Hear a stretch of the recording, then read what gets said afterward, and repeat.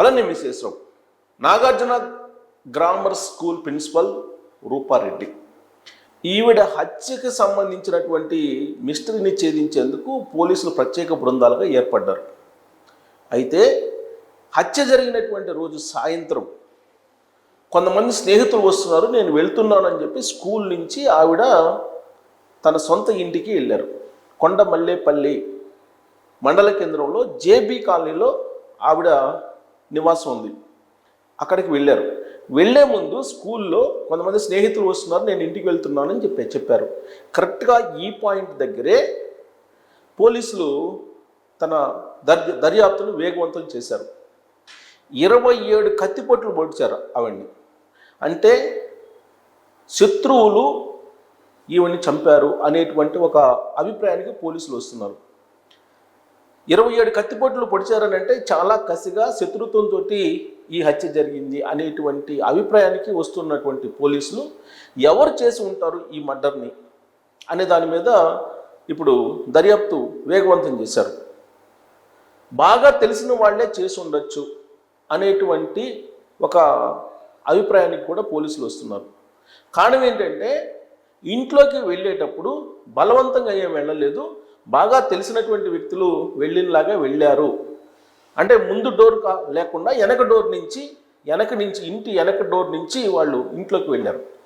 CC కెమెరాలు ఎక్కడెక్కడ ఉన్నాయి ఏంటి అనేది బాగా తెలిసి వెళ్ళినటువంటి వాళ్ళు. పైగా అక్కడ డోర్ పగలగొట్టినట్టు కానీ అలాంటి ఆనవాళ్ళు లేవు. అంటే రూపారెడ్డి అనుమతితోటే ఇంట్లోకి వాళ్ళు ప్రవేశించి ఉంటారు. దాని అర్థం ఆవిడికి బాగా తెలిసినటువంటి వాళ్ళు, లేదా ఆ కుటుంబానికి బాగా తెలిసినటువంటి వాళ్ళు, బంధువులైన అయి ఉంటారు, స్నేహితులైన అయి ఉంటారు అనేటువంటి ఒక కంక్లూజన్కి పోలీసులు వస్తూ ఉన్నారు. అయితే స్కూల్లో బయలుదేరేటప్పుడు ఆవిడ స్నేహితులు వస్తున్నారు అని చెప్పి సహచర అక్కడ ఉండేటువంటి ఉపాధ్యాయులకి చెప్పి వచ్చారు అనేది ఒక క్లూ. రూపారెడ్డి భర్త డియు ఆఫీస్లో సెక్షన్ ఆఫీసర్గా పనిచేస్తూ ఉంటారు, ప్లస్ రియల్ ఎస్టేట్ వ్యాపారి కూడా అతను. ఈ దంపతులకి అభినయ్ రెడ్డి అనేటువంటి కుమారుడు ఉన్నాడు. గుర్రంగూడ హైదరాబాద్లో ఒక హౌస్ ఉంది వీళ్ళకి, దాంట్లో ఉంటూ ఇంజనీరింగ్ సెకండ్ ఇయర్ చదువుతున్నాడు అతను. ఈ అభినయ్ రెడ్డి ఇచ్చినటువంటి కంప్లైంట్ మేరకు పోలీసులు ఇప్పుడు దర్యాప్తు చేస్తున్నారు. మరి యాక్చువల్గా కంప్లైంట్ రాజేందర్ రెడ్డి భర్త ఇవ్వాలి, కానీ అభినయ్ రెడ్డి కంప్లైంట్ ఇచ్చాడు. మరి భర్త యొక్క యాక్టివిటీ ఏంటి? ఆయన ప్రభుత్వ ఉద్యోగి, డియు ఆఫీసులో సెక్షన్ ఆఫీసర్ అని చెప్పి అంటున్నారు. At the same time real estate వ్యాపారాలు కూడా చేస్తూ ఉంటారు. ఈ లావాదేవీలకి సంబంధించి డిస్ప్యూట్స్ ఉన్నాయా అనేటువంటి కోణంలో ఇప్పుడు పోలీసులు ఆరా తీస్తూ ఉన్నారు. లేదంటే 27 కత్తిపోట్లతోటి చంపాల్సినట్టు అవసరం ఎవరికి వచ్చింది? ఆర్థికపరమైనటువంటి వివాదాలన్నా అయి ఉండాలి, లేదా వ్యక్తిగతమైనటువంటి శత్రుత్వాలైనా అయి ఉండాలి, లేదా పర్సనల్ ఇష్యూస్ అయినా అయి ఉండాలి. ఈ మూడిట్లో ఏదో ఒకటి అయితేనే అలా జరిగి ఉంటుంది. బాగా తెలిసినటువంటి వాళ్ళే ఇంట్లోకి ఎంటర్ అయ్యారు అనేటువంటి కంక్లూజన్కి అయితే పోలీసులు వస్తున్నారు. అందుకే అన్ని కోణాల నుంచి విచారిస్తూ ఆమె మొబైల్ డేటాని తీసుకున్నారు. ఆ మొబైల్ డేటాలో ఎవరెవరు ఈవిడికి సన్నిహితులు ఉన్నారు, సన్నిహితంగా ఎవరెవరు ఉంటున్నారు, రెగ్యులర్గా ఎవరు ఈవిడికి టచ్లో ఉంటారు అనే కోణంలో ఇప్పుడు విశ్లేషిస్తున్నారు పోలీసులు. దాన్ని బట్టి ఈ కేసు విచారణని ముందుకు తీసుకెళ్లేటువంటి ప్రయత్నం ప్రత్యేక పోలీసు బృందాలు చేస్తూ ఉన్నాయి. ఎందుకంటే మర్డర్ జరిగి దాదాపు 3 days అవుతుంది. ఇప్పటి వరకు స్పెసిఫిక్గా ఎలాంటి క్లూ కూడా లభించలేదు ఈ మర్డర్కి సంబంధించి. అనుమానాలు మాత్రమే ఉన్నాయి తప్పితే క్లియర్గా ఫలాని కారణం చేత ఈ మర్డర్ జరిగి ఉంటుందని చెప్పి పోలీసులు కూడా ఒక నిర్ధారణకు ధృవీకరించలేకపోతున్నారు. యాక్చువల్గా వీకెండ్స్లో లేదంటే హాలిడేస్లో హైదరాబాద్కి వస్తూ ఉంటారు. వాళ్ళు లాస్ట్ సాటర్డే హైదరాబాద్కి వచ్చారు. సాటర్డే, సండే, మండే కూడా ఉన్నారు. 3 days ఉన్నారు. ట్యూస్డే అంటే మంగళవారం ఉదయం రూపారెడ్డి మాత్రమే వెళ్ళారు కొండమల్లేపల్లికి. ఆమె భర్త హైదరాబాద్లోనే ఉండిపోయాడు. ఆవిడ కొండమల్లేపల్లి వెళ్ళారు మంగళవారం ఉదయం. ఆ తర్వాత ఇంటికి వెళ్ళి ఇంటి నుంచి స్కూల్కి వెళ్ళారు. స్కూల్ ప్రిన్సిపాల్ ఆవిడ. స్కూల్కి వెళ్ళారు, స్కూల్లో డ్యూటీ చేశారు. ఆ రోజు సాయంత్రం దాదాపు 6, 6:30, 7 ఆ ప్రాంతాన ఆవిడ స్కూల్ నుంచి వచ్చారు. 6 ఆ ప్రాంతాన స్నేహితులు వచ్చారని చెప్పి, ఇంటికి స్నేహితులు వచ్చారని చెప్పి సహచర ఉపాధ్యాయులకి చెప్పి ఆవిడ అక్కడి నుంచి ఇంటికి వచ్చారు అని చెప్పి అంతవరకు వాళ్ళు చెప్తున్నారు, వాళ్ళ కొలీగ్స్ స్కూల్లో. ఇక 6:30 తర్వాత నుంచి ఏం జరిగింది అనే దాని మీద ఇప్పుడు పోలీసులు కాన్సన్ట్రేషన్ చేశారు. ఎందుకంటే తెల్లారేంత వరకు, అంటే బుధవారం వరకు తెలియదు అసలు. బుధవారం రోజు ఉదయం భర్త కాల్ చేశాడు. కాల్ చేస్తే ఆవిడ ఫోన్ స్విచ్ ఆఫ్ ఉంది.